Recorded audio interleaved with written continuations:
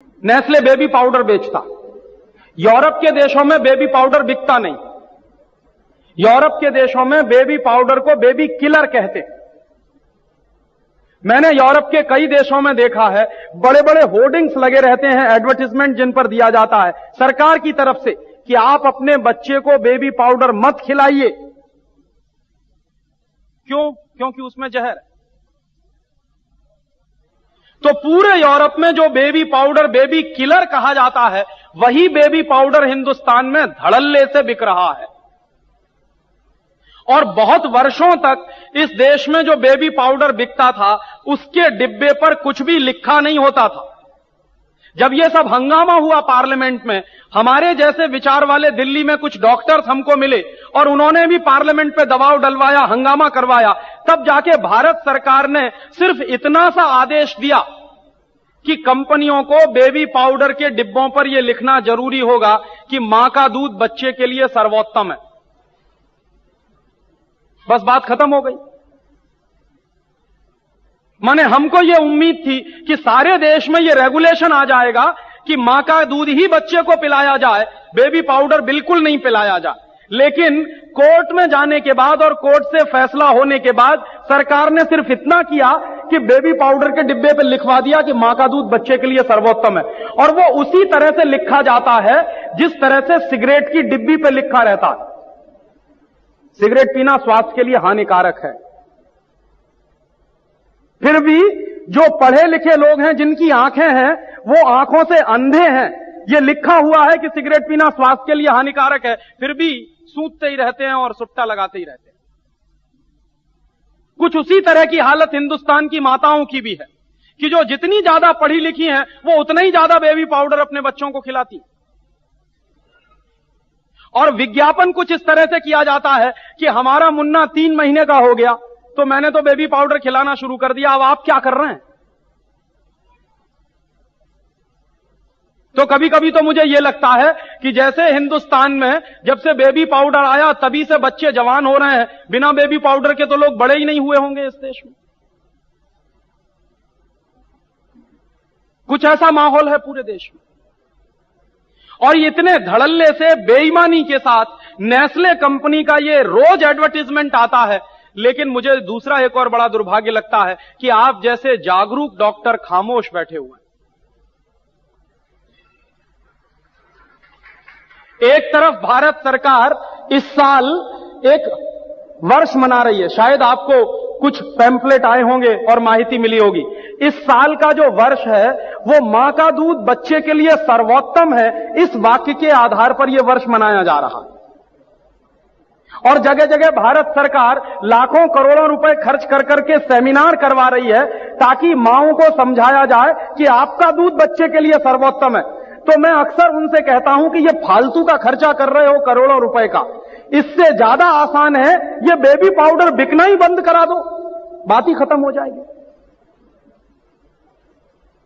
लेकिन वो नहीं कराएंगे। बेबी पाउडर धड़ल्ले से बिक रहा है और उसके लिए सेमिनार भी धड़ल्ले से चल रहे हैं कि मां का दूध बच्चे के लिए सर्वोत्तम है।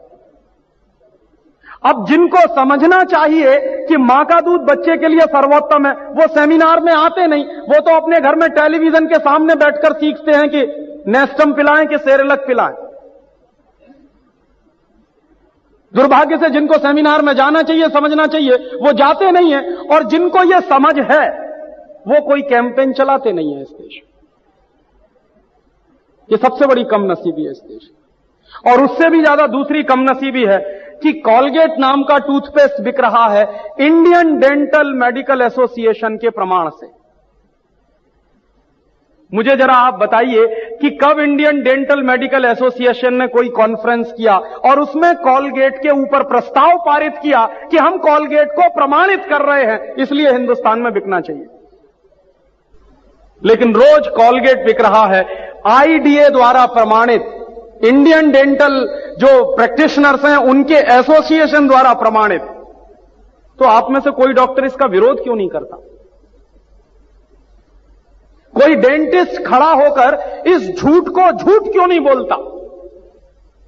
और क्यों नहीं सुप्रीम कोर्ट और हाई कोर्ट में जाकर इस बात को चैलेंज करता?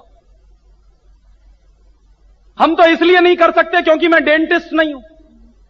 अगर मैं करूंगा तो कोर्ट सबसे पहला सवाल पूछेगा कि आपको आती है कुछ दांतों की बात, कुछ जानते हैं आप? जब डेंटिस्ट जाएगा कोर्ट में तो वो ये सिद्ध, डेंटिस्ट खड़ा होकर इस झूठ को झूठ क्यों नहीं बोलता और क्यों नहीं सुप्रीम कोर्ट और हाई कोर्ट में जाकर इस बात को चैलेंज करता? हम तो इसलिए नहीं कर सकते क्योंकि मैं डेंटिस्ट नहीं हूं। अगर मैं करूंगा तो कोर्ट सबसे पहला सवाल पूछेगा कि आपको आती है कुछ दांतों की बात, कुछ जानते हैं आप? जब डेंटिस्ट जाएगा कोर्ट में तो वो ये सिद्ध करेगा कि कोई भी टूथपेस्ट जिसमें फ्लोराइड होता है और 1000 ppm से ज्यादा होता है तो वो सारे के सारे टूथपेस्ट जहर हो जाते हैं, वो पेस्ट नहीं रहते।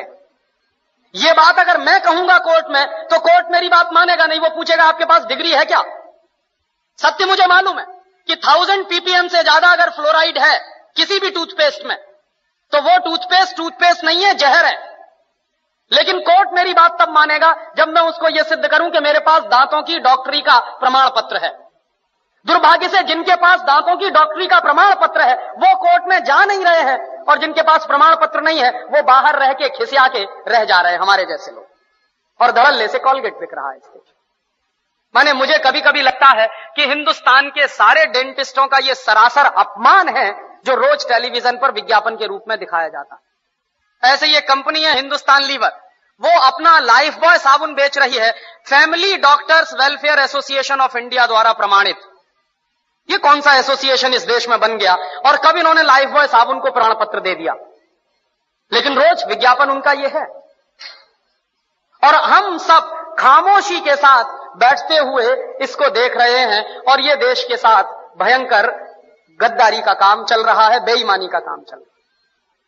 हिंदुस्तान में विदेशी कंपनियां अपना जहर बेच रही हैं, जिनको मालूम है कि इसमें जहर है वही शांत हैं।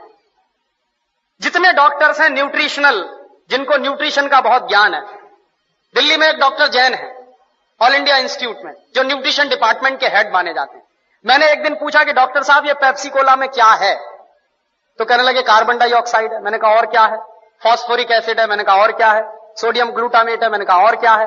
पोटेशियम सॉर्बेट है। मैंने कहा और क्या है? कि इससे ज्यादा और क्या चाहिए तुमको? ये 4 जहर ही काफी है आदमी को मारने के लिए। तो मैंने कहा कि अगर ये पेप्सी कोला में 4 जहर हैं तो आप इस बात को गांव गांव में कहते क्यों नहीं जाके? पेप्सी कोला तो गांव गांव में घूम घूम के कह रहा है कि लहर पेप्सी है, तो आप गांव गांव में घूम के कहते क्यों नहीं कि ये जहर पेप्सी? आप जब मानते हैं कि उसमें ये जहर हैं 4, लेकिन आप गांव गांव में घूम घूम के कहते क्यों नहीं? तो चुप हो गए। तो मैंने उनसे कहा कि आपके पास जो ज्ञान है उस ज्ञान का देश के लिए क्या उपयोग है? आपने ये जो ज्ञान हासिल किया, डॉक्टरी की पढ़ाई पढ़ी है, लाखों रुपए इस देश का आपने खर्च किया है, और लाखों रुपए खर्च करके जो ज्ञान अर्जित किया है उसका इस देश को रिटर्न क्या मिल रहा है? तो कहने लगे फुर्सत ही नहीं है। तो किससे फुर्सत नहीं है? व्यक्तिगत स्वार्थ से फुर्सत नहीं है। तो मैंने कहा एक दिन डॉक्टर साहब ये सारा का सारा देश बर्बाद हो जाएगा और इस देश की नौजवान पीढ़ी बर्बाद हो जाएगी, और हो सकता है आपके बेटा बेटी भी उसमें बर्बाद हो जाए, तब भी आप कहेंगे कि आपको फुर्सत नहीं। और दुर्भाग्य यही है इस देश में कि जिनके पास ये ज्ञान है, जो मल्टीनेशनल कंपनियों का पर्दाफाश कर सकते हैं, जो ये बता सकते हैं कि इनके बनाए हुए सामानों में कोई न्यूट्रिशनल वैल्यू नहीं है।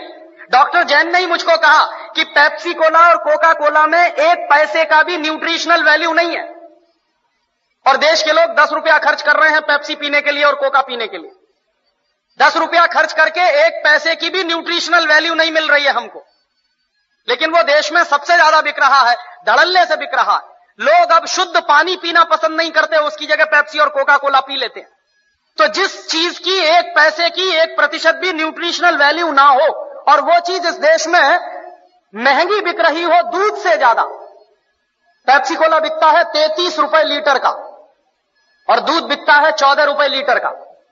तो 14 रुपए लीटर का गाय का दूध और 33 रुपए का कार्बन डाइऑक्साइड मिलाया हुआ पानी, और उसको कहते हैं लहर पेप्सी, और कहते हैं the choice of new generation.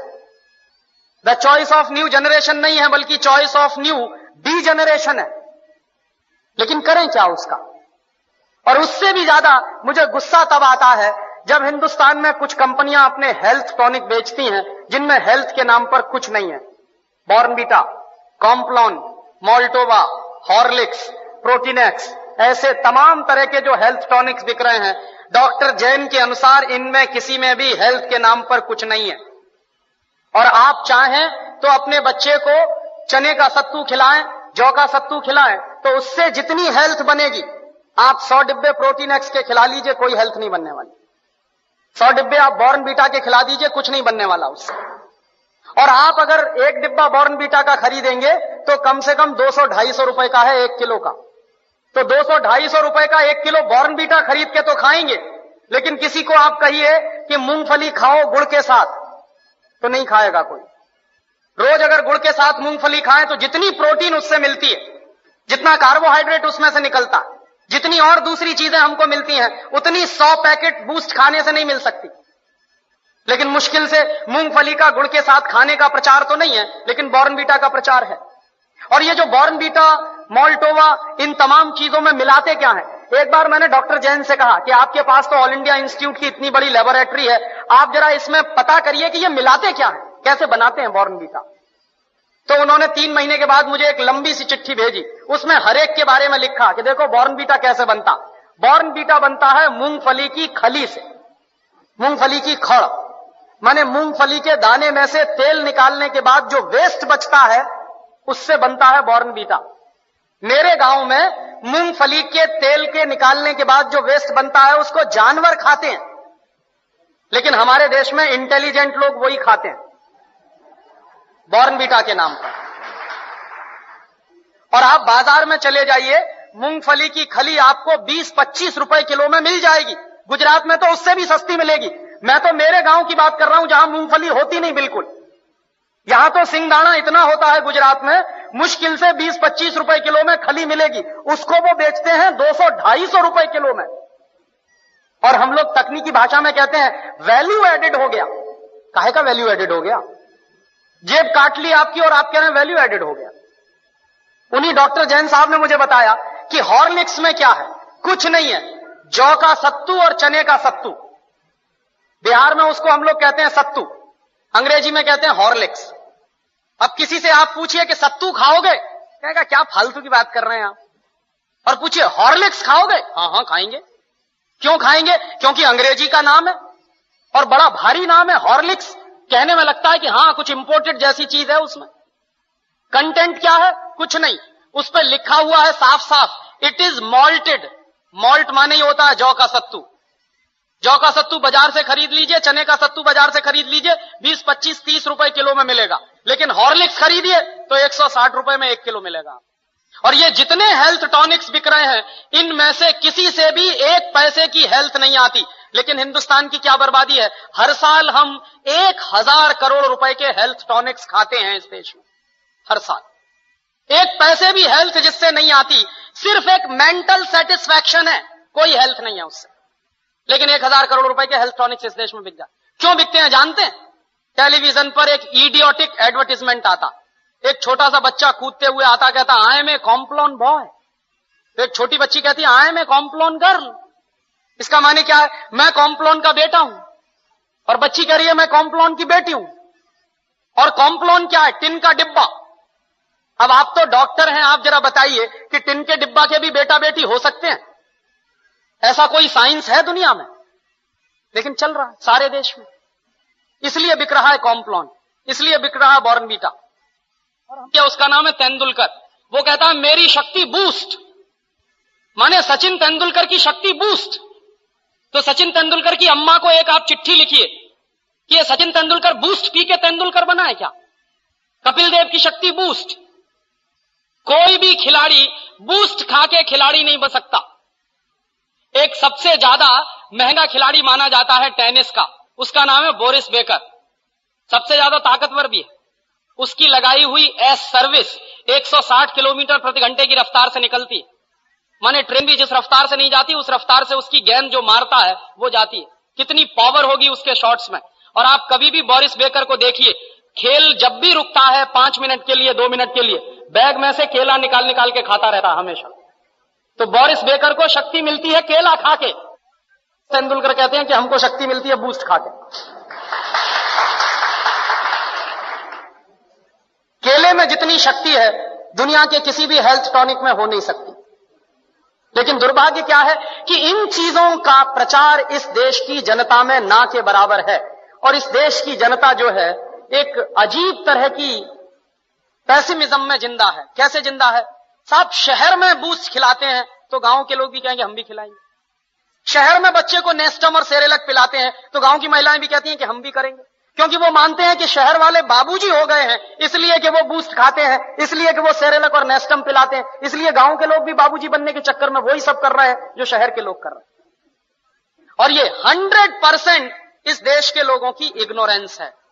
और ये इग्नोरेंस बिना पढ़े लिखे लोगों में होती तो मेरे समझ में आता कि ठीक है, लेकिन सबसे ज्यादा ये इग्नोरेंस जो है वो पढ़े लिखे लोगों में है, जो डिग्री होल्डर है, जो कहीं से पीएचडी करके निकले, जिन्होंने साइंस पढ़ा है, वही आज सबसे ज्यादा अनसाइंटिफिक हो गए हैं। और तब ऐसी स्थिति में आप पूछेंगे कि हम क्या करें। मैं आपसे बहुत उम्मीद लेकर आया हूं। आप इस देश के लोगों की दुखती हुई रग और दुखती हुई नस ठीक करते हैं। डॉक्टर पर जितना भरोसा होता है किसी पेशेंट को, उतना किसी दूसरे पर नहीं होता। डॉक्टर ने जो कहा वो पेशेंट के लिए ब्रह्म वाक्य हो जाता। डॉक्टर ने अगर कह दिया कि ये दवा तुमको 3 बजे खानी है तो दुनिया जहान में कुछ भी हो जाए वो 3 बजे ही खानी। और अगर जरा आगे पीछे हो गया और उस दवा का कोई भी साइड इफेक्ट हो गया तो मरीज ये मानेगा कि मैंने देर में खाई है इसलिए हुआ। वो ये नहीं मानेगा कि डॉक्टर से भी गलती हो सकती है कभी। तो इस देश में जाने अनजाने आप लोगों की बड़ी प्रतिष्ठा है मरीजों के मन में। और आप लोगों की जब ये प्रतिष्ठा है तो अक्सर क्या होता है, समाज में जब बड़े परिवर्तन होते हैं तो उन बड़े परिवर्तनों को जब बड़े लोग शुरू करते हैं तो नीचे के लोग फिर उन्हीं को फॉलो करना शुरू करते हैं। तो आपसे मैं बड़ी भारी उम्मीद लेकर आया हूं कि इस बड़े परिवर्तन के काम में आप मेरी मदद करें। तो आप पूछेंगे क्या मदद करें? सबसे पहली और सबसे आसान मदद जो आप कर सकते हैं इस काम में वो ये कि जो विदेशी कंपनियां हिंदुस्तान की सरकार पर दबाव डालकर हमारा पेटेंट एक्ट बदलवा रही हैं, उन विदेशी कंपनियों की दवाएं लिखना आप बंद कर दीजिए।